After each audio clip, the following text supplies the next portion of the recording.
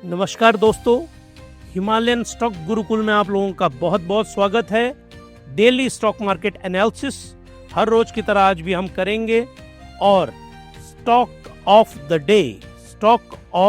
Day जो आज आपके लिए इन्वेस्टमेंट टिप हम लेके आए हैं, ये वाला स्टॉक जो आज हम आपको देने वाले हैं वो 100 टाइम्स जिसका फोरकास्ट बताया जा रहा है कि वो आज के प्राइस से 100 गुना जाने की उसकी संभावनाएं हैं।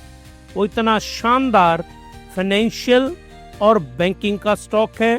तो हर रोज की तरह लास्ट में आज का वीलॉग जो हम खत्म करेंगे, जैसे ही इस वीलॉग को हम खत्म करेंगे तो बिल्कुल लास्ट में हम वो पूरा स्टॉक उसका फंडामेंटल एनालिसिस भी करेंगे और साथ में हम उसका टेक्निकल एनालिसिस भी करेंगे।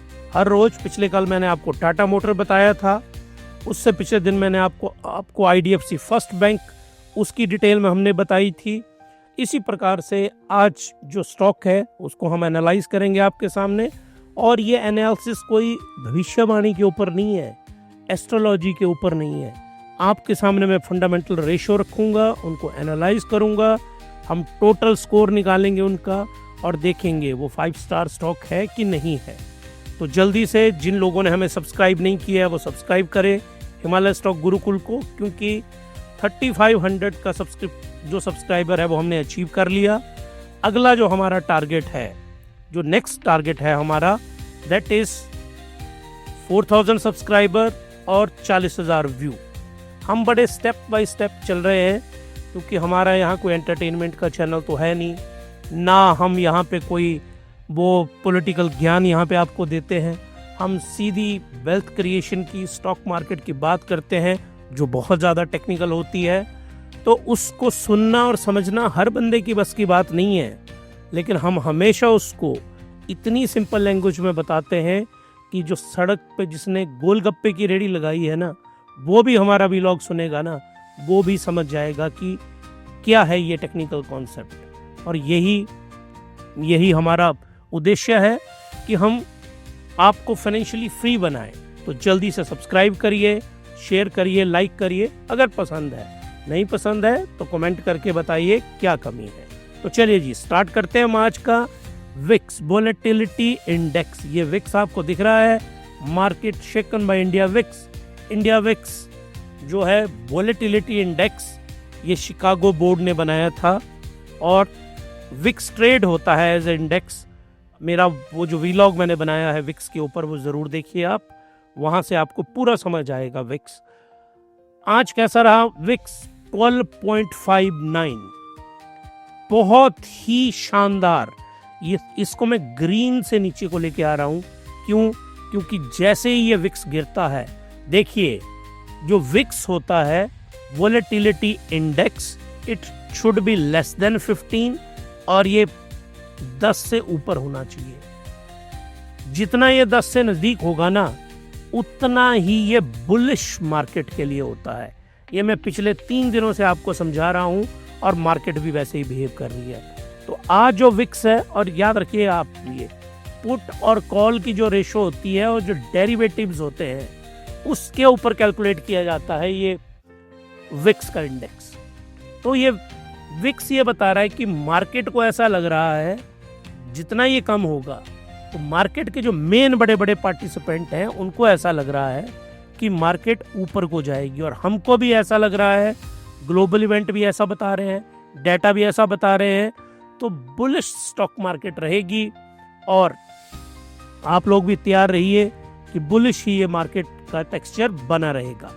अब चलिए जी आगे, ये 35,000 हमने व्यू जो हैं वो अचीव कर लिए हैं। अब चलिए जी आगे चलते हैं। ये देखिए, ये डोनाल्ड जे ट्रंप हैं और ये जर्मी पॉवेल हैं। इन दोनों के बीच में फाइट है बहुत ज़बरदस्त इंटरेस्ट रेट को कम करने की। मैंने पहले भी एक्सप्लेन किया।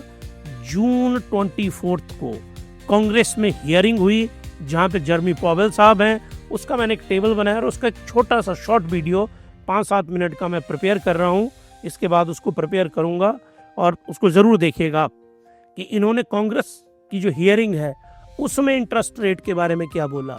कि आप लोग जो मुझे सुन रहे हैं ना, आपकी गाड़ी की किस्त सस्ती होगी या महंगी होगी वो इनकी पॉलिसी पे निर्भर करेगा, उसको वहाँ पे डिटेल में एनालाइज करेंगे। अब आइए, ये जो फेड की कांग्रेस हियरिंग हुई है इसकी डिटेल के ऊपर हम वीडियो बना रहे हैं, वो आपको बहुत जल्दी आ जाएगा। अब आइए आप निफ्टी 50 कैसा आज के दिन रहा। निफ्टी 50 ये मॉर्निंग में यहाँ चढ़ा, लोगों को लगा इस रेजिस्टेंस को ब्रेक नहीं कर पाएगा, फिर ये मार्केट यहाँ को आई, उसके बाद मार्केट ने यहाँ से लेके यहाँ को, ये देखिए आप अप्रोक्सीमेटली 25,500 पे, उसके बाद हल्की सी गिरी और फिर मार्केट ने, ये देखिए आप, इसी रेंज में ऑलमोस्ट बंद हुई। तो मार्केट का लो कितना था 25,259, हाई कितना था 25,565, बंद कहाँ हुआ 25,549, लगभग उसी हाई के आसपास क्लोज हुई मार्केट। तो मार्केट को इसको बोल सकते हैं आप परफेक्ट बुलिशनेस। और किसने हमको ये बता दी थी, मैंने कल भी आपको बता दिया था, विक्स ने हमें पहले ही ये चीज बता रखी थी, लेकिन विक्स हमें ये बता रहा था कि 25,300 और 400 के आसपास इंडिकेटर्स बता रहे थे, लेकिन मार्केट 150 पॉइंट एक्स्ट्रा मूव कर गई। तो ये जानना बहुत जरूरी है कि ये जो निफ्टी 50 आज की डेट में 23,549 इस लेवल पे गया, जबकि इसकी उम्मीद थी 23,300 से लेके 23,400 के बीच में। तो ये जो एक्स्ट्रा 150 पॉइंट है ये कहां से आए और ये क्यों आए, इसका इसी का एनालिसिस है ये पूरा का पूरा। तो चलिए अब आप आगे। बैंक निफ्टी, इसने ऑल टाइम हाई, ATH बोला जाता है, याद रखिए आप, कभी भी आप ATH पढ़ें, ऑल टाइम हाई का मतलब होता है ATH। तो निफ्टी बैंक यहां पे ऑल टाइम हाई के ऊपर पहुंच गया। फाइनेंशियल स्टॉक प्लस बैंक के स्टॉक्स ने आज बहुत बड़ी रैली बनाई। जब भी मार्केट शांत होती है, बताऊंगा इसकी रीजन आगे चल के, हम इसके रीजंस को करेंगे। तो ये देखिए, पहला यहां से फैक्टर शुरू होता है, इंटरनेशनल इवेंट से शुरू करते हैं। अमेरिका का डाटा आ रहा है हमारे पास, न्यू होम सेल्स मई मंथ का। ये क्या बोल रहा है, 6,94,000 ये आना चाहिए था डाटा, आया 6,23,000। इतने घर बिके, एक्चुअली बिकने चाहिए थे अप्रोक्सीमेटली 7 लाख। पीछे ये सारा फर्क किस चीज का पड़ रहा है, ये सारा फर्क पड़ रहा है टैरिफ्स।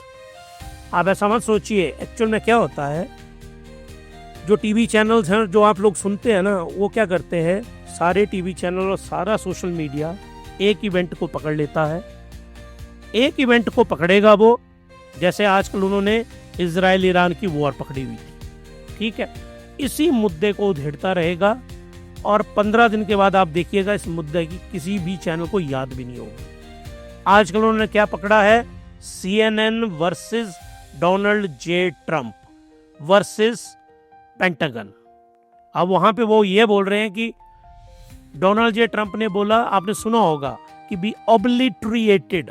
ऑब्लिटरेटेड का मतलब क्या होता है, नाचो नाबूद कर देना, कि हमने बिल्कुल खत्म कर दिया न्यूक्लियर जो प्रोग्राम, 3 जगह हमने स्ट्राइक की B-2 बॉम्बर्स ने। पेंटागन कह रहा है जी नुकसान तो हुआ, लेकिन नुकसान हुआ है कुछ एक मंथ का, कि 4-5 महीनों में ईरान दोबारा उसको खड़ा कर सकता है। और एक रिपोर्ट लीक होके आ गई CNN के पास, और CNN ने ये चला दी कि ट्रंप साहब झूठ बोल रहे हैं, नुकसान जितना वो बोल रहे हैं उतना तो हुआ नहीं, नुकसान तो ये हुआ। आजकल नेटो की मीटिंग हुई, नेटो की मीटिंग में मुझे पहली बार मैंने देखा कि जेलेंस्की साहब बेचारे कोने में बैठे रहे, किसी ने सुना ही नहीं उनको। क्यों नहीं सुना, क्योंकि मुद्दा ये चक दिया गया था वहां पे। अब इस मुद्दे ने पूरी नेटो की वो ओवरशैडो कर दी पूरी की पूरी। फिर एक कोई और मुद्दा आएगा, और जो पिछला मसला हुआ था उसका लोगों पे, दुनिया पे क्या फर्क हुआ है, कोई उसको ध्यान नहीं रखता। क्राउड की मेमोरी, न्यूज की मेमोरी, याद रखिए, हमेशा ही बहुत ज्यादा शॉर्ट होती है, हमेशा याद रखिए। लेकिन जो स्टॉक मार्केट होती है ना, उसमें मेमोरी शॉर्ट से काम नहीं चलेगा। हुआ क्या था मार्च महीने के अंदर, मार्च में आया था टैरिफ का टेंट्रम, हमने इसको T3 बोला था, ट्रंप टैरिफ टेंट्रम। जो इसका फर्क मार्च में नहीं पड़ना था, इसका फर्क पड़ना था अप्रैल, क्योंकि कुछ अप्रैल में आए थे, मई, जून, जुलाई, अगस्त, और जिन पे मेनली फर्क पड़ना था वो ये महीने हैं, जून, जुलाई, अगस्त। अभी जून का डाटा तो जुलाई में आएगा हमारे पास, तो ये जो मई का डाटा आ रहा है इसके ऊपर मार्च के इस टैरिफ का सीधा सीधा फर्क है पूरी की पूरी इकोनॉमी के ऊपर, और वो डाटा हमें बता रहा है। ये देखिए, घर कम क्यों बिके, टैरिफ का टेंट्रम क्रिएट हुआ है अमेरिका के अंदर। फेड चेयर पॉवेल टेस्टिफाई, इन्होंने टेस्टिफाई किया, ये देखिए, ये स्टिल हम लेके आए हैं जब कांग्रेस के अंदर हियरिंग होती है, और मुझे लगता है अमेरिकन डेमोक्रेसी की ये सबसे बड़ी खासियत है। हमारे यहाँ तो कोई आरबीआई का चेयरमैन, ना इलेक्शन कमिश्नर, ना कोई मंत्री टेस्टिफाई होता ही नहीं है कभी पार्लियामेंट के सामने। होना चाहिए ना, पार्लियामेंट के सामने जाएं और वहाँ लोग पूछें उनको कि आप इंटरेस्ट रेट ऐसे रख रहे हैं, क्यों रख रहे हैं, क्या कारण है, बताओ, रीज़न बताओ। वो लोग वहाँ पे सजेशन दे, क्योंकि जो पार्लियामेंट के अंदर लोग हैं, पार्लियामेंट में लोग इलेक्टेड हैं, इसको बोलते हैं real democracy, and that is the beauty of America. हर एक को वो ग्रिल करते हैं वहाँ पे। पॉवेल साहब को भी उन्होंने ठीक ठाक ग्रिल किया वहाँ पे। इनकी जो स्टेटमेंट है कल की, उन्होंने क्या बोला वहाँ पे, उसमें मैं सेपरेट वीडियो बना रहा हूँ।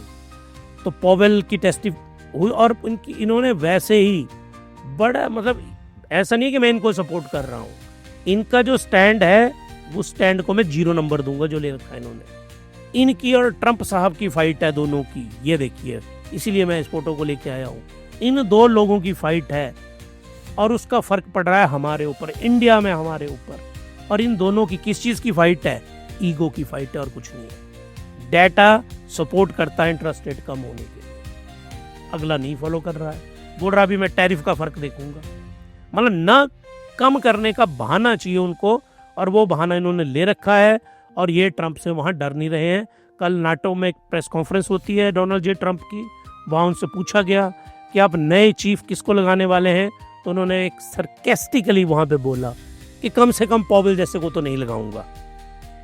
तो इनकी जो टेस्टिफाई इन्होंने किया वहां पे, वो बहुत ही नेगेटिवली किया, बहुत ही मरी हुई इनकी प्रेजेंटेशन थी, और इसका फर्क सीधा जो है न्यूयॉर्क स्टॉक एक्सचेंज पे पड़ा। उसमें मेन इंडिसेस जो है नैस्डैक को छोड़ के सारे नेगेटिव में बंद हुए because of his boring statement. ये new home sale month on month में ये डाटा भी नेगेटिव आया, ये देखिए बिल्कुल नेगेटिव में डाटा आया। तो ये डाटा जो अमेरिका के हैं वो नेगेटिव डाटा आए, और ये नेगेटिव डाटा कोई बहुत अच्छा नहीं। अब इस डाटा ने भारत को पे कोई फर्क नहीं डाला, लेकिन इससे हमको क्या पता चल रहा है कि टैरिफ्स का फर्क नेगेटिव पड़ रहा है यूएसए पे। तो अगर यूएसए पे नेगेटिव फर्क पड़ रहा है तो अमेरिका टैरिफ की डील करेगा, और 9 जुलाई लास्ट डेट है 2025 भारत के साथ डील करने की। तो भारत के साथ अगर ट्रेड डील हो जाती है, जो बिल्कुल लास्ट इस पे है, एग्रीकल्चर प्रोडक्ट पे वो डील अटकी हुई है, जब वो डील आ जाएगी मैं एट लेंथ उसको एक्सप्लेन करूंगा, आपको डिटेल में बताऊंगा पॉइंट बाय पॉइंट। तो अगर वो आ जाती है तब तो 26,000 आपके सामने दिखेगा आपको। अब अमेरिका का जीडीपी क्वार्टर ऑन क्वार्टर का Q1 का डाटा आता है जो माइनस, उम्मीद पहले भी माइनस में ही थी, ये माइनस में आती है। रीजन बीइंग अगेन टैरिफ्स, ये वो टैरिफ का ड्रामा है जिसके बदौलत हुआ। ड्यूरेबल गुड्स ऑर्डर, गुड्स के ऑर्डर पॉजिटिव में आए, मतलब ऐसा है कि जो इनकम और अर्निंग है अमेरिकन लोगों की वो अच्छी है, इनकम और अर्निंग अच्छी हो रही है उनकी। और उसके पीछे कारण क्या है कि अमेरिका में लोग जो बेरोजगारी है वो निचले स्तर पे है 4.5%, मतलब हर एक 100 लोगों में से सिर्फ 4 से 5 लोग बेरोजगार हैं। और भारत में प्रैक्टिकली क्या होगा, 70 से 80 बेरोजगार होंगे। तो यहाँ देखिए आप कितनी कम दर है बेरोजगारी की, और जो बेरोजगार हैं उनको जॉबलेस क्लेम, पैसा क्लेम करते हैं वो सरकार से। यह भारत में भी होना चाहिए। आप दो 500 रुपए लोगों को महीने का, कोई फर्क नहीं पड़ता, पर दो तो सही ना बेरोजगारों को, बेचारों को। वो कितनी दयनीय स्थिति में जी रहे होंगे। जब अरबोंपति लोगों का टैक्स आप माफ कर सकते हैं तो भारत में बेरोजगार लोगों को भत्ता क्यों नहीं मिल सकता? और उनको मिलना चाहिए। आप दो 500 रुपया, कोई बात नहीं है, स्टार्ट तो करो। सरकार को ये नीति बनानी चाहिए। अमेरिका में आप देखिए 2,44,000 लोगों को 2,44,000 लोगों ये कंसेंसस था कि इतने लोग बेरोजगारी भत्ता लेंगे। 2,36,000 मतलब 8,000 कम लोगों ने भत्ते के लिए अप्लाई किया। मतलब वहाँ जॉब्स बहुत अच्छी हैं। ड्यूरेबल गुड्स की मांग भी तभी बढ़ रही है। जीडीपी भी अच्छी होनी थी अगर ट्रंप साहब ने ये ड्रामा नहीं वहाँ पे आके किया होता। तो अमेरिका का जो डाटा आया वहाँ से वो है मिक्स्ड। अनएम्प्लॉयमेंट का डाटा वहाँ से क्या आया? दैट इज पॉजिटिव, और ये चाहिए फेड को। तो अब उम्मीद क्या दिख रही है कि इंटरेस्ट रेट कम होंगे, कट होंगे। ये देखिए 35,000 सब्सक्राइबर हो गए हमारे। जल्दी से आप सब्सक्राइब करिए कि हम 4,000 सब्सक्राइबर पे पहुंचे। तो अगर आप सब्सक्राइब करेंगे तभी हमारे जो सब्सक्राइबर बेस है वो बढ़ पाएगा। चलिए जी आगे। Core personal consumption expenditure, PCE का होता है पर्सनल कंज्यूमर एक्सपेंडिचर। तो पर्सनल कंज्यूमर एक्सपेंडिचर जो है वो 3.50 आया, जिसको हम बोलेंगे excellent.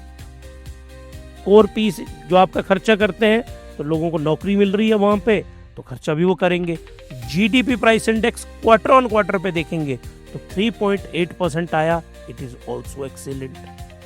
Core durable goods order कितने हो रहे हैं? 0.5%, जितना कंसेंसस था उससे 0.4% ज्यादा। ये इसको भी हम एक्सीलेंट में डालेंगे। तो ये वाला जो यूएस का डाटा है, this data is excellent, this data is excellent. और इसने एक पॉजिटिव सेंटीमेंट क्रिएट किया निकेई के अंदर, नेस्डैक के अंदर, और भारत के लिए जो दो इंडेक्स सबसे महत्वपूर्ण है वो है निकेई और नेस्डैक। तो सुबह सुबह जब बड़े बड़े हमारे ट्रेडर और इन्वेस्टर्स हैं, उन्होंने डाटा को पढ़ा और डाटा को उन्होंने देखा कि निकेई और नेस्डैक दोनों पॉजिटिव में हैं, तो मार्केट ने हमारे पॉजिटिवली ओपन होना था। ये मैंने आपको पहले बता दिया। अब आइए आप Nifty so to 9 month high as bull charge ahead. पिछले 9 मंथ का हाई लेवल पे पहुंच गए हम। सेंसेक्स निफ्टी 1% से ज्यादा, hitting multi month high on strong global cues. Global cues का सबसे पॉजिटिव क्या आया? ईरान इराक की वॉर आई। और अब भारत के जो एनालिस्ट हैं ना, उनको एक बात, और मुझको भी एक बात बहुत अच्छी लगी।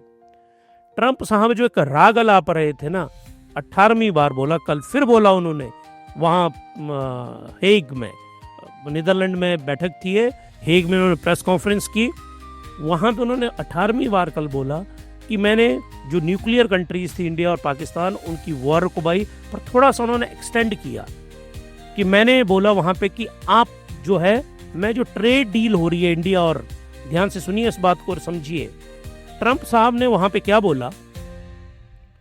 डोनाल्ड जे ट्रंप साहब ने हेग्स में, हेग नीदरलैंड में, वहाँ पे बोला कि इंडिया और पाकिस्तान की मैंने समझौता करवाया, जो लड़ाई थी, मैंने वहां पे थ्रेटन किया, धमकी दी कि मैं ट्रेड डील जो है डिले कर दूंगा या करूंगा ही नहीं।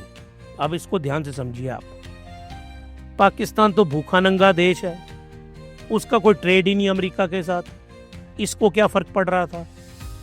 भारत, हमारी ट्रेड डील फाइनल होने वाली थी और हमारा टारगेट हम $500 बिलियन का करेंगे। तो हमारे तो अरबों खरबों रुपए दांव पे थे, ऊपर से हमारे करोड़ों लोगों का रोजगार वहां से जुड़ा हुआ था। तो हमको ऑपरेशन सिंदूर में बदला भी लेना था, बदला हमने ले लिया। अभी हमको उनसे पीओ के वापस लेना है, वो हमने लेना ही लेना है, उसमें कोई दो राय नहीं है। चाहे वो कांग्रेस हो चाहे बीजेपी हो, दोनों सरकारें लेंगी वापस, कोई नहीं छोड़ने वाली उसको। जो छोड़ेगी या उसके अगेंस्ट बोलेगी, वो उसकी राजनीति खत्म हो जाएगी हमारे देश में। तो दोनों सरकारें उसको वापस लेंगी, ये तय है।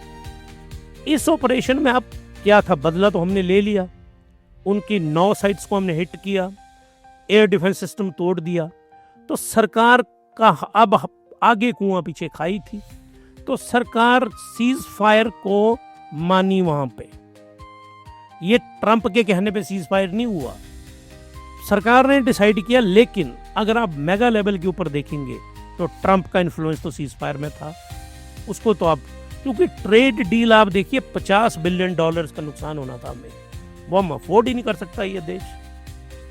तो हमने अपना ऑपरेशन सिंदूर में बदला भी ले लिया और साथ में हमने सीज फायर करके इस ट्रेड डील को भी जिंदा रखा।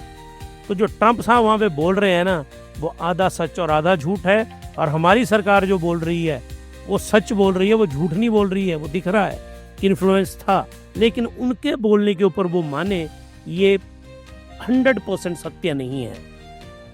तो ये थी वो पूरी की पूरी स्थिति जो कल की प्रेस कॉन्फ्रेंस से भी हमें पता चली। और अब ईरान और इजराइल की जो लड़ाई है ना, इसमें इजराइल मान रहा है ना ईरान मान रहा है। ईरान ने तो सेलिब्रेशन निकाल दिया वहां पे कि हम जीते हैं, और खमेनी का आज का मैं उनकी स्टेटमेंट सुन रहा था, तो खमेनी जी क्या बोल रहे हैं कि हमने एक थप्पड़ मारा अमेरिका के मुंह के ऊपर, ये वो बोल रहे हैं, मतलब पॉलिटिकल स्टंट, तो तुम्हें तबाह करके रख दिया उन्होंने। लेकिन हमारे जो नेता है ना दुनिया के, वो नहीं मानने वाले, उनकी थियरी कुछ और होती है।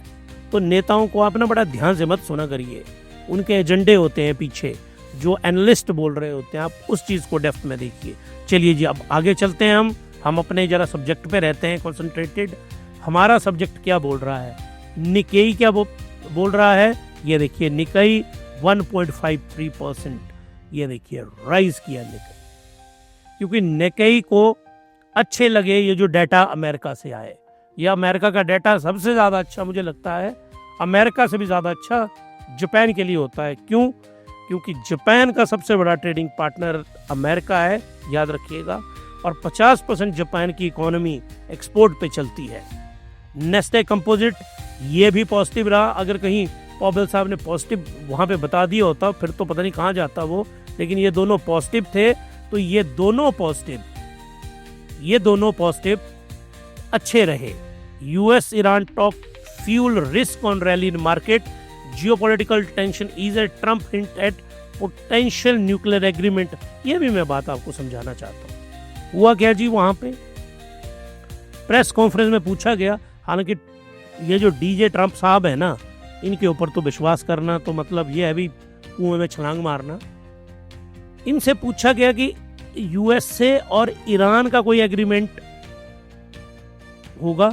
आजकल ये जो महान हस्ती है ना डोनाल्ड जे ट्रम्प, जैसे अर्जुन को मछली की आंख नजर आती थी ना, डोनाल्ड जे ट्रम्प साहब को आजकल याद आता है नोबेल पीस प्राइज। कुछ नहीं नजर आता डोनाल्ड जे ट्रम्प को, नोबेल पीस प्राइज।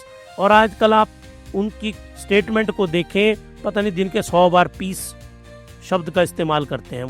वो मुझे लगता है वो नॉर्वेजियन को सुनाते हैं वहाँ पे नॉर्वे में कि भाई मेरे को पीस प्राइज दे दो, देखो मैं कितनी पीस की बातें कर रहा हूँ।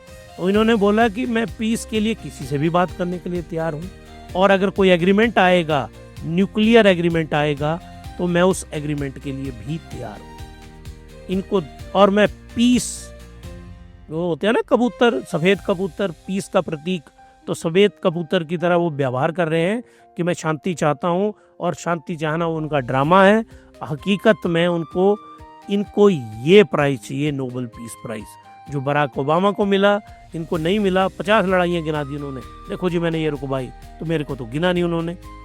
तो आजकल वो उनका टारगेट है। तो इसीलिए इनकी ये देखिए, geopolitical tension, Trump potential nuclear agreement boosting sentiment. Market को लगा कि ईरान तो तैयारी है, ईरान तो बेचारा कभी मना कर ही नहीं रहा है। इनकी अलग अलग शर्तें आ जाती हैं अमेरिका की। ईरान शुरू से बोल रहा है कि मैं तैयार हूँ, लेकिन ईरान की कथनी और करनी में फ़र्क है। अगर ईरान न्यूक्लियर बॉम्ब नहीं बना रहा है तो वो पहाड़ से 30 मंजिल नीचे क्या कर रहा है, बिजली बना रहा है वो 30 मंजिल नीचे। मतलब उसमें भी तो बेईमानी है ना, उसके अंदर बिजली बनानी है ना, तो खुले में बनाओ बिजली।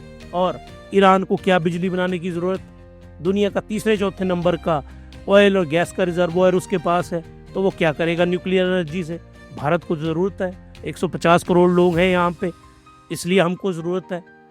तो Iran is also not with the clean hand, clean साफ नहीं है उसके हाथ, वो भी न्यूक्लियर ड्रामा वहाँ कुछ ना कुछ कर रहा है। तो ये देखिए, ये जो लड़ाई है ये सिंबॉलिकली मैंने दिखाई है। बहुत सारी मिसाइल्स फेंकी गई ईरान के ऊपर, बहुत भारी नुकसान किया गया जो नहीं होना चाहिए था। अब आप आगे चलिए निकाई का, और ये मैंने एक्सप्लेन कर दिया आपको। अगला, Asian market shines US future point two gain form global Q support rally with Nikkei and Shanghai composite, ये सब पॉजिटिव रहे। रूपी स्ट्रेंथन, जो इंडियन रूपी है वो राइज हुआ है। Oil prices of FII selling रही है, ये 2 पॉइंट मैं अलग से समझाऊंगा आपको। ये रूपी है, ये देखो, ये डॉलर गिरा, डॉलर गिरने का मतलब है रूपी राइज किया। ये 86 टच कर रहा था, इवन 87 को टच कर रहा था 4-5 दिन पहले, अब ये 85 के आसपास आ रहा है। ये गिरा आज 0.28 पैसा। तो हमारा रूपी जो आज स्ट्रांग हुआ, लेकिन इसके साथ में जो आज हमारे लिए नेगेटिव बात आई, एफआईआईस इन्होंने नेट सेल किया भारत की मार्केट से। इसके ऊपर वीलॉग मेरा तैयार है कि एफआईआईस का पिछले 15 दिन में चाइना, हांगकांग का एक अलग टेबल बनाऊंगा, मैं इंडिया का अलग टेबल बनाऊंगा कि एफआईआईस ने इंडिया में कितना बेचा है, कितना इन्वेस्ट किया है, और हांगकांग और चाइना में कितना इन्वेस्ट किया है। लेकिन भारत से ये नेट सेलर है। और जो क्रूड ऑयल है, क्रूड ऑयल आज की डेट में राइज किया है। तो भारत जब भी क्रूड ऑयल राइज करता है तो भारत का जी जो डॉलर है वर्सेस रूपी, तो रूपी की मांग बढ़ जाती है। तो आज क्रूड ऑयल जो है वो राइज किया, और ये दोनों खबरें भारत के लिए बहुत पॉजिटिव नहीं थी। अगली, RBI bulletin highlights India's economic resilience. ये आपको दिख रहे हैं आरबीआई के गवर्नर साहब, ये रिटायर्ड आईएएस ऑफिसर हैं। तो और बहुत अच्छी इनकी नीतियां हैं अभी तक, बहुत ही शानदार। तो आरबीआई ने एक बुलेटिन जारी किया है अपना, जिसमें उन्होंने भारत के बारे में इस बुलेटिन में बताया गया है। तो इस बुलेटिन में वो क्या बोल रहे हैं, इस बुलेटिन में आरबीआई का बुलेटिन बोल रहा है, आरबीआई बुलेटिन, कि भारत की जीडीपी अच्छी रहेगी, बहुत अच्छी रहेगी। भारत की मॉनसून बहुत अच्छी रहेगी। भारत का ट्रेड बैलेंस इंप्रूव होगा, और भारत की जो टेक्नोलॉजिकल सेक्टर है उसमें प्रोडक्शन बढ़ेगी। तो ये सारा एक रिपोर्ट दी है इन्होंने, और इसमें ये बोल रहे हैं कि ये हर एक चीज अच्छी रहेगी। Strong domestic industry service offset global volatility, ये बोल रहे हैं कि भारत के सेक्टर्स इतना अच्छा करेंगे कि ग्लोबल में जो उथल पुथल हो रही है दुनिया में, उसका हम पे बहुत ज़्यादा फर्क नहीं पड़ेगा। और ये मैं बहुत सालों के बाद भारत की इकोनॉमी को ऐसा देख रहा हूँ कि दुनिया में उथल पुथल हो रही है लेकिन हमारी इकोनॉमी अच्छा रह रही है। इसका मतलब, इसको बोला जाता है, इसके लिए टर्म है मैक्रो इकोनॉमिक फंडामेंटल्स। जो मैक्रो इकोनॉमिक फंडामेंटल्स हैं भारतीय इकोनॉमी के, वो बहुत ही शानदार हैं, बहुत ही बेहतरीन हैं। Heavy weight like Airtel, Reliance industry, ये राइज किए। ये मैं आपके सामने चार्ट लेके आया हूँ। रिलायंस इंडस्ट्री जिसका वजन इस इंडेक्स में सबसे बड़ा है। मैं आपको इंडेक्स की परसेंटेज समझाऊंगा, जो मेरा बेसिक सीरीज के लेक्चर्स हैं उसमें आपको जरूर देखिएगा। जिसको किसी टर्म का ना समझ आए यहाँ पे हमें आप कमेंट बॉक्स में बताइए। मेल हमने दे रखी है, आप हमें ईमेल कर सकते हैं, एड्रेस मैंने डाला हुआ है डिस्क्रिप्शन बॉक्स में। आप लोग हमारे होम पेज के ऊपर जाके देख सकते हैं। 2-4 दिन के अंदर हमारी वेबसाइट में पब्लिक करने वाला हूँ, उसको पब्लिश करने वाला हूँ, आप हमारी वेबसाइट पे देख सकते हैं। वहाँ तो बहुत कॉम्प्रिहेंसिवली चीज़ों को मैंने अरेंज किया है। तो इंडेक्स की जो वेटेज है वो रिलायंस की सबसे ज़्यादा है, HDFC, TCS, यही 3 लीडर है।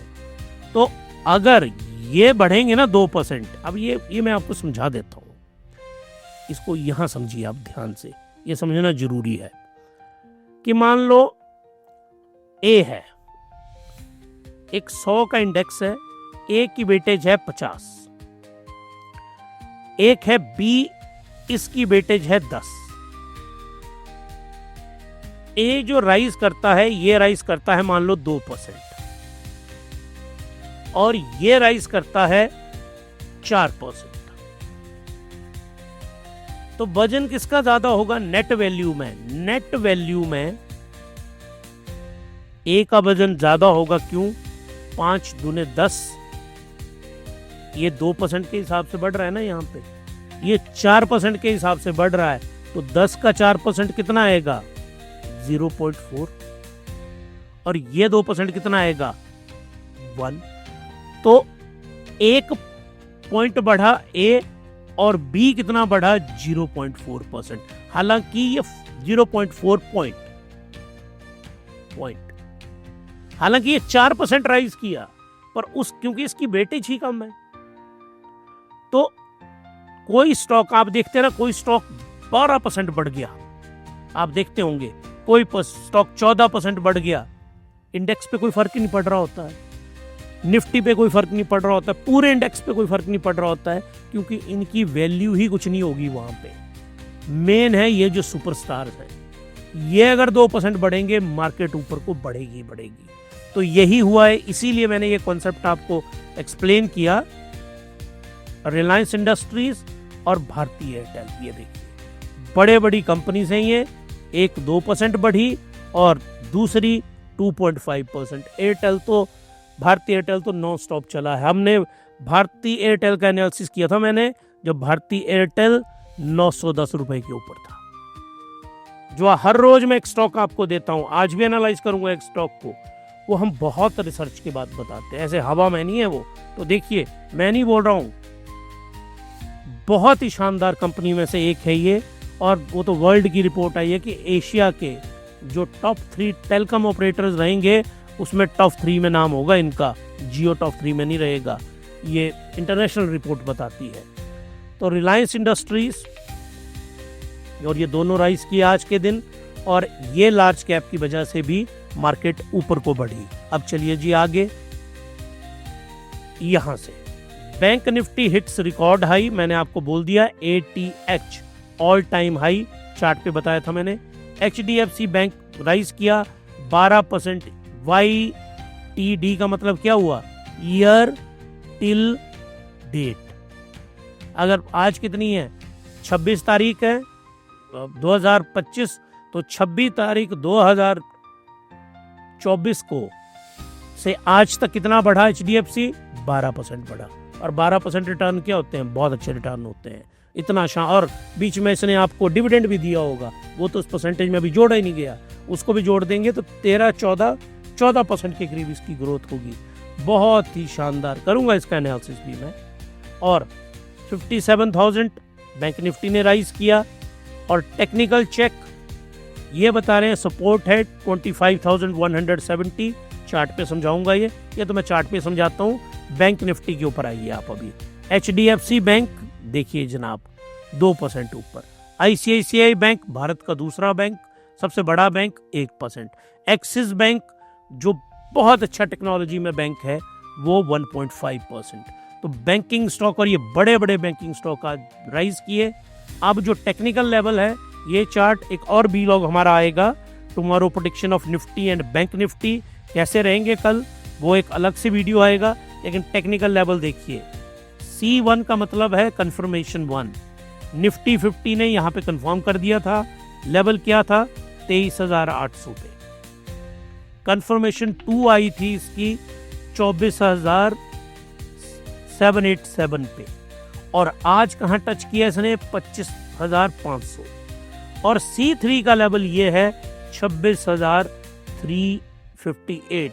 लेकिन ये तभी आएगा, याद रखिएगा, यहाँ पे US और इंडिया की ट्रेड डील जैसे आएगी उस दिन आप देखिएगा, उस दिन वही होगा झूम बराबर झूम, मतलब 26,000 पलकते झपकते आपको नजर आ जाएगा।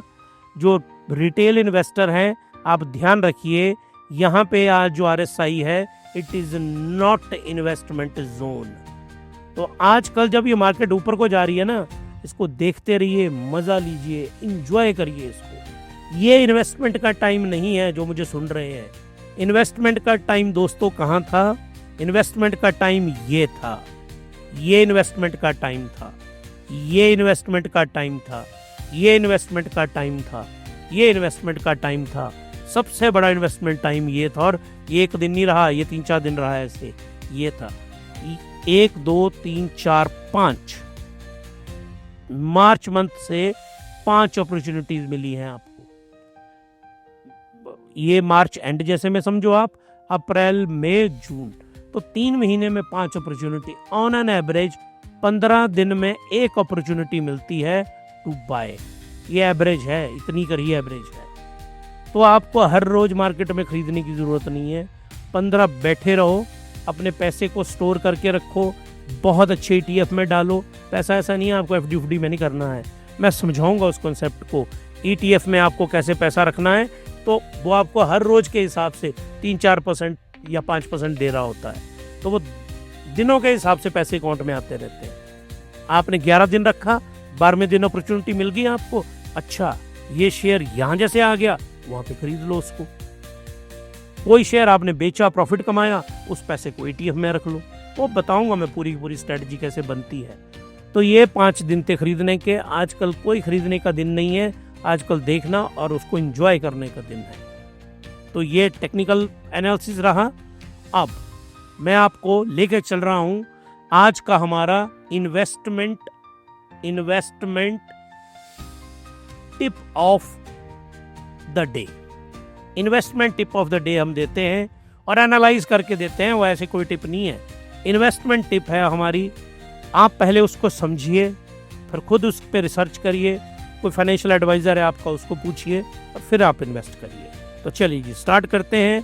Ujjivan small finance bank. Ujjivan small finance bank बहुत ही सबसे शानदार बैंक में से एक है, USFBL। इसको एनालाइज करते हैं। हम सबसे पहले, मैंने आपको पहले भी समझाया हुआ है, हम इस उज्जीवन स्मॉल फाइनेंस बैंक को 2 पर्सपेक्टिव में स्टडी करेंगे, fundamental analysis and technical analysis. दोनों चार्ट को भी स्टडी करेंगे और साथ में हम इसका क्या करेंगे, फंडामेंटल एनालिसिस। तो स्टार्ट हर रोज की तरह कहां से करते हैं हम, फंडामेंटल एनालिसिस से। तो चलिए जी स्टार्ट करते हैं। मार्केट कैप 10,000 करोड़ के आसपास है, मतलब बहुत स्मॉल कैप बैंक है। करंट प्राइस 49 रुपीज है। हाई लो 51 पे गया है, 30 पे मतलब हाई के आसपास है। स्टॉक की PE 13 है, it must be less than कितनी होनी चाहिए, 25। वैल्यू इन्वेस्टिंग के प्रिंसिपल से उससे लगभग आधी है। बुक वैल्यू 31 है, it is excellent. Dividend yield 3%, 10/10। 1 lakh रुपया लगाओगे ना, 3,000 रुपए तो ये आपको सीधा ही दे देगा साल के, कि 3% तो इसका डिविडेंड यील्ड है। रिटर्न ऑन कैपिटल एम्प्लॉयड 8.53%, ये थोड़ा ऊपर हो सकता है, तो इसका तो स्कोर हम इसको देंगे 5/10। थोड़ी इंक चेंज कर देते हैं। रिटर्न ऑन इक्विटी 12.4%, 8/10, अच्छा है ये। फेस वैल्यू 10 है, इसका मतलब इसको तोड़ा जा सकता है कभी भी, और इस बहुत अच्छी बात है, इसको भी 10/10 नंबर देंगे। इंट्रिंसिक वैल्यू 46 है, उसी के आसपास है ये। इंट्रिंसिक मतलब इन्वेस्टमेंट रेट के आसपास है। एबिटा 12.4, ये भी 10/10। ये देखिए ऑपरेटिंग प्रॉफिट मार्जिन 46%, ये तो मैं 100 नंबर दे सकता हूँ 10 में से, 10/10 number. Profit after tax 9,000 crore रुपए की कंपनी में 726 करोड़ रुपए का प्रॉफिट है, उसको आप क्या बोलेंगे, उसको आप बोलेंगे एक्सीलेंट। डिविडेंड यील्ड बता दिया, ROC बता दी। अर्निंग पर शेयर लगभग 4 रुपए, 10/10। PG ratio 0.83, 10/10। इंडस्ट्री PE 19-20 के आसपास है, और ये कितनी है, 13, बहुत ही शानदार। मार्केट कैप बता दी, अर्निंग बता दी। प्राइस टू बुक वैल्यू 1.56 है, जिसको PB रेशो कहते हैं, 9/10। 1.5 से नीचे होनी चाहिए, या हल्की सी ऊपर है तो 9/10। प्लेज परसेंटेज 0, 10/10, मतलब कोई कर्जा नहीं ले रखा है इसने, डेट फ्री। प्रॉफिट ग्रोथ ये बहुत ही माइनस है, 0/10। और सेल्स ग्रोथ 12% है, इसको हम 8/10 करेंगे। तो इसको सारे पैरामीटर को स्टडी करते हुए आप इसको देखिए, इसके लिए एक ही शब्द निकल के आएगा, और वो शब्द है excellent. Excellent fundamental analysis. Parameters, इसके मेजॉरिटी पैरामीटर 95% एक्सीलेंट हैं। तो ये इन्वेस्ट करने के लिए तो जो फंडामेंटल एनालिसिस है वो अप्रोक्सीमेटली 90 आउट ऑफ 100 मार्क्स, अगर मैं इसको एडजस्ट करूं तो 90 आउट ऑफ 100। तो 90% मार्क्स के साथ ये स्टॉक खड़ा है। तो आपको इस तरह का शानदार बच्चा चुनना है कि आपने अब आप जाके आपके पोर्टफोलियो को देखना कि आपके पास कौन सा बैंक है और उसके फंडामेंटल एनालिसिस कुछ नहीं करना, प्रिंट आउट निकाल लेना, दोनों सामने रख लेना, दोनों को कंपेयर कर लेना, आपको आपके सामने दिख जाएगा कि आपने सही स्टॉक खरीदा है कि आपने गलत स्टॉक खरीदा हुआ है। मार्केट की जो डेप्थ है वो ऐसी चलती है कि कभी मार्केट ऊपर चली गई, किसी दिन आपका तुक्का चल पड़ा तो आपको लगता है कि आप बहुत बड़े तुर्रम खान हैं, कि आप उन तो अर्जुन से भी आगे निकल गए, वो तो आपने तुक्का मारा था और उस स्टॉक ने आपको पैसा दे दिया। आप फंडामेंटल एनालिसिस पे कैसे स्टॉक पिक करते हैं ना, यही है स्टॉक पिकर की रियल कहानी। आप कितने शानदार हैं यहीं से पता चलेगा वो। अब आइए आप टेक्निकल एनालिसिस करते हैं, और आज बहुत लंबा वीलॉग हो रहा है, इसको वाइंड अप भी करेंगे हम। तो यहाँ पे देखिए टेक्निकल एनालिसिस हमने किया। टेक्निकल एनालिसिस में आप देखिए यहाँ जैसे RSI वैल्यू है इसकी, मतलब ये बाई जोन के अंदर है आज की डेट में। स्टॉक यहाँ से चढ़ा, घटा, फिर चढ़ा, फिर नीचे आया और कंसोलिडेट हो रहा है आज की डेट में। कंसोलिडेशन जोन में स्टॉक कंसोलिडेशन जोन के अंदर ये स्टॉक है, और जो भी स्टॉक कंसोलिडेशन में होता है और अच्छे उसके पैरामीटर हैं जो हमने अभी देखे, तो वो बाइंग जोन में होता है। तो ये बाइंग जोन में है। अब एक और ये आप देखिए EWXTL, ये मैं ट्रेडिंग व्यू से लेके आया हूं। ये देखिए जून पिछले साल से लेके मार्च तक ये स्टॉक गिरा। ये देखो आप, ये देखो ये स्टॉक गिरा। और हिमालयन कैपिटल इन्वेस्टमेंट, जिसके जरिए हम इन्वेस्टमेंट करते हैं स्टॉक मार्केट में, इस पूरे जोन में हमने खरीदा। समवेयर अराउंड 10,000 के करीब हमारे पास स्टॉक होंगे, इसी जोन में हमने खरीदा है इसको। और हमारी जो एवरेज बनी है वो ₹40 के आसपास बनी है, अप्रोक्सीमेट 40 रुपीज पर शेयर। इस जोन में हम खरीदते गए और हमने इसको बेचा नहीं है। अब ये वाला इसका जोन क्रिएट हुआ है आजकल। ये देखिए आगे स्टॉक गिर सकता है, कोई नहीं बोलेगा कि, लेकिन ये स्टॉक जब भी गिरे आपको बाइंग अपॉर्चुनिटी दे, आपने इस स्टॉक को खरीद के रखना है।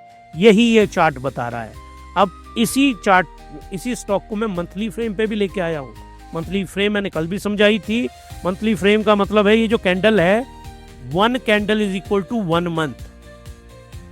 तो ये देखो 1 2 3 4 5 6 7 8 महीनों से ये स्टॉक गिरा। फिर 1 2 3 4 5 अभी लगातार 1 2 3 4 महीनों से ये स्टॉक राइज कर रहा है ऊपर। तो ये देखिए मंथली टाइम फ्रेम के ऊपर इस ब्लू लाइन को बोलते हैं सिग्नल लाइन। मैंने समझाया आपको ये टेक्निकल एनालिसिस में सिग्नल लाइन। तो सिग्नल लाइन का टिप देखो ऊपर की तरफ जा रहा है। अगर ये ऊपर को जाएगा तो मंथली बेसिस के ऊपर, ग्रीन करते हैं इसको, तो मंथली बेसिस के ऊपर ये जो स्टॉक है ये ऊपर की कैंडल बनाता जाएगा, ऐसे ऊपर की कैंडल बनाता जाएगा। ये तो मैं रिप्रेजेंटेशनल बनाई आपको, तो इसके ऊपर जाने की संभावनाएं बहुत बहुत ज़्यादा हैं। और इसको हम कंफर्म किससे करेंगे? इशिमोकू क्लाउड से। ये क्लाउड आपको दिख रहा है ना, ये देखो रेड दिख रहा है, ग्रीन। रेड जहां भी क्लाउड होता है ये देखो, तो ये स्टॉक गिरता है। जब भी ये ग्रीन होगा, ये देखिए ग्रीन वाला जोन आएगा तो ये ऊपर को जाएगा। तो इसका आने वाला टाइम कौन सा बता रहा है? ग्रीन बता रहा है, और बाइंग जोन के अंदर भी है। तो ये रहा आज का आपका Ujjivan small financial bank limited. ये था हमारा स्टॉक ऑफ द डे। बहुत ही इसका हमने आज क्या किया? Fundamental analysis plus technical analysis, ये दोनों हमने स्टॉक के किए। और आई होप कि आपको आज का हमारा इंडियन स्टॉक मार्केट का जो एनालिसिस है वो अच्छा लगा होगा। जर्मी पॉवेल साहब है ना, इनकी कांग्रेस में हियरिंग हुई है अमेरिका में, वहाँ पे उन्होंने क्या प्रेजेंटेशन दी उसको डीकोड करूँगा। 7-8-10 मिनट का वीलॉग होगा, जो सेकंड वीडियो मेरा होगा उसको ज़रूर देखिएगा। इस नए वीडियो के आने तक आप लोगों को happy investing and good night.